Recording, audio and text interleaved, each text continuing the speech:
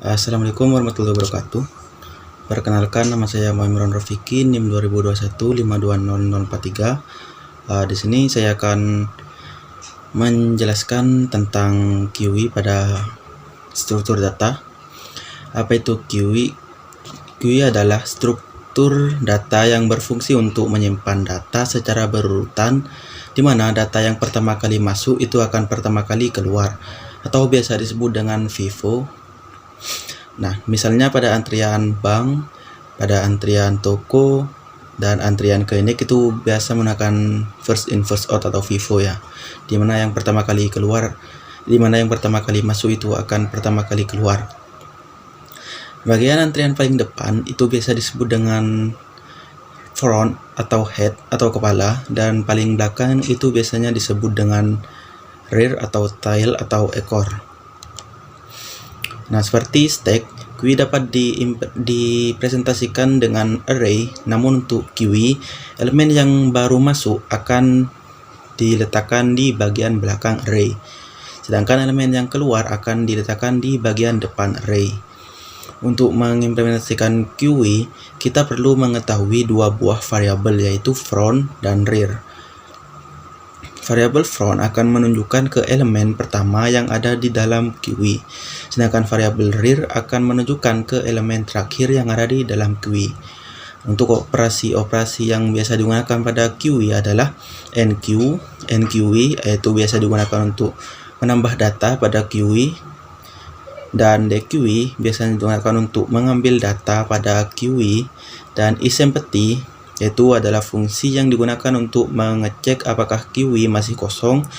IsFull biasanya adalah fungsi yang digunakan untuk mengecek apakah QE sudah penuh, dan yang terakhir itu clear, yaitu digunakan untuk mengkosongkan QE. Sedangkan QE biasa, di sini juga ada QE sirkular. Apa itu QE sirkular?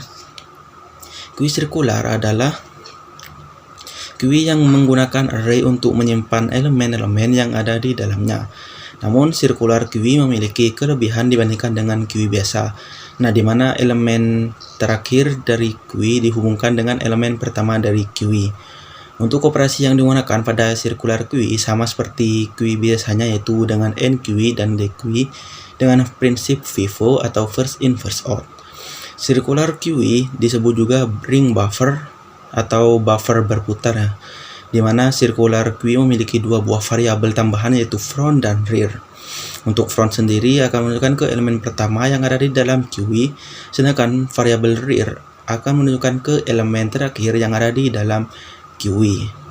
Nah, untuk pseudocode circular QE adalah sebagai berikut, yaitu untuk pseudocode-nya create QE dalam kurung key, lalu NQE dalam kurung key titik key, x, dan DQE dalam kurung key isempty dalam kurung key isFull dalam kurung key.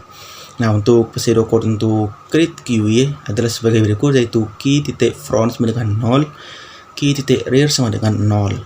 Dan untuk pseudocode NQE adalah sebagai berikut, yaitu isFull dalam kurung key, then error QE isFull, else key.rear sama dengan dalam kurung key.rear ditambah 1 mod key.maxsize key.data dalam kurung key.rear di sama dengan x.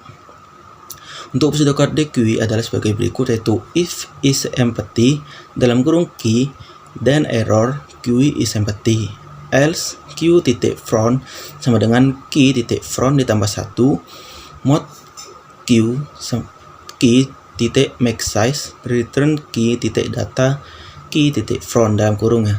Lalu untuk pseudocode untuk isempty, yaitu if key.front sama dengan key.rear, then return true, terus else return false.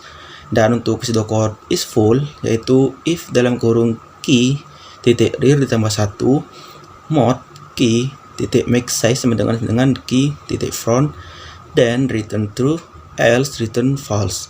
Dan yang terakhir yaitu pseudocode untuk print QE adalah sebagai berikut, yaitu if isempty dalam kurung key, then error Q isempty, else i sama dengan key.front, while i sama dengan key.rear, do i tambah 1, mode key, max size, dan print key titik detail. Untuk lebih jelasnya kalian bisa lihat di presentasi Canva yang sudah disediakan. Sekian dari saya. Wassalamualaikum warahmatullahi wabarakatuh.